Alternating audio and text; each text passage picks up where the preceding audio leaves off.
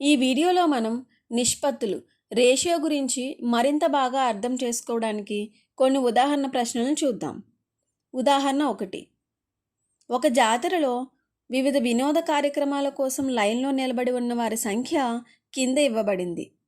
ఆ కార్యక్రమాలు ఏంటంటే మెర్రీ గో రౌండ్ కోసం 15 మంది, టాయ్ ట్రైన్ కోసం 4 మంది, కొలంబస్ రైడ్ కోసం 12 మంది మరియు జెయింట్ వీల్ కోసం 11 మంది లైన్లో నిలబడి ఉన్నారు.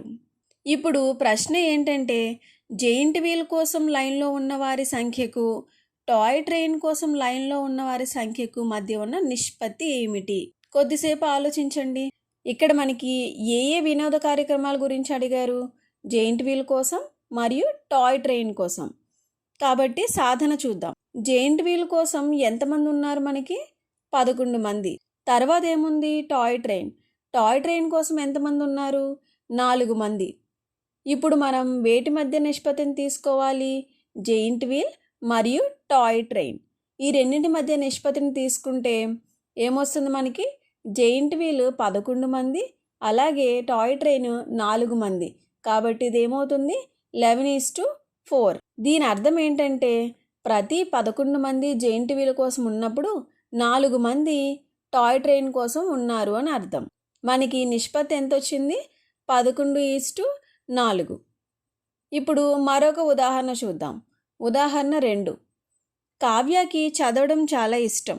గత కొన్ని నెలల్లో ఆమె ఈ కింది వాటిని చదివింది. ఏంటవి?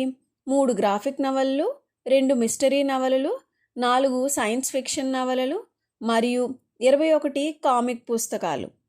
ప్రశ్న ఏంటంటే సైన్స్ ఫిక్షన్ నవలలు మరియు కామిక్ పుస్తకాల నిష్పత్తి ఎంత? సాధన చూద్దాం. మనకి వేటి మధ్య నిష్పత్తి అడిగారు? సైన్స్ ఫిక్షన్ మరియు కామిక్ పుస్తకాలు. కాబట్టి ఇచ్చిన దత్తాంశంలో ఇవి ఎన్నెన్ని ఉన్నాయో చూద్దాం. మొదటగా ఏముంది? సైన్స్ ఫిక్షన్ నవళ్ళు. ఎన్నున్నాయి సైన్స్ ఫిక్షన్ నవళ్ళు? మనకి 4. తర్వాత ఏముంది? కామిక్ పుస్తకాలు. కామిక్ పుస్తకాలు ఎన్నున్నాయి మనకి? 21. అందువల్ల సైన్స్ ఫిక్షన్ నవళ్ళు మరియు కామిక్ పుస్తకాలకి మధ్య నిష్పత్తిని తీసుకుంటే ఏమవుతుంది? అది 4:21. దీని అర్థం ఏంటంటే ప్రతి 4 సైన్స్ ఫిక్షన్ నవలలకు 21 కామిక్ పుస్తకాలు ఉన్నాయి అని అర్థం. మరొక ఉదాహరణ చూద్దాం. ఉదాహరణ 3. ఇక్కడ మనకి చిత్రంలో కొన్ని యాపిల్స్ మరియు బనానాస్ అరటిపళ్ళు ఇచ్చారు. ప్రశ్న ఏంటి? యాపిల్స్ మరియు బనానాస్ నిష్పత్తి ఏమిటి? సాధన చూద్దాం. ముందుగా మనం చూడాల్సింది ఏంటి? వేటి మధ్యన నిష్పత్తి తీసుకోమన్నారు అని. దేనికి నిష్పత్తి అడిగారు ఇక్కడ? యాపిల్స్ మరియు బనానాస్. కాబట్టి మనం ఏం చేయాలి? ముందుగా యాపిల్స్ ఎన్నున్నాయో చూద్దాం. ఎన్నున్నాయి? 1, 2, 3. అంటే యాపిల్స్ సంఖ్య ఎంత వచ్చింది మనకి? 3. తర్వాత మనం ఏం చూడాలి? బనానాస్ ఎన్నున్నాయి?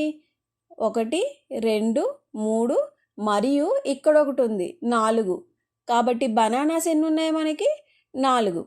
అందువల్ల ఇప్పుడు యాపిల్స్ మరియు బనానాస్ మధ్య నిష్పత్తి ఏమవుతుంది? 3:4. దీని అర్థం ఏంటి? ప్రతి 3 యాపిల్స్కు 4 బనానాస్ ఉంటాయి అని అర్థం.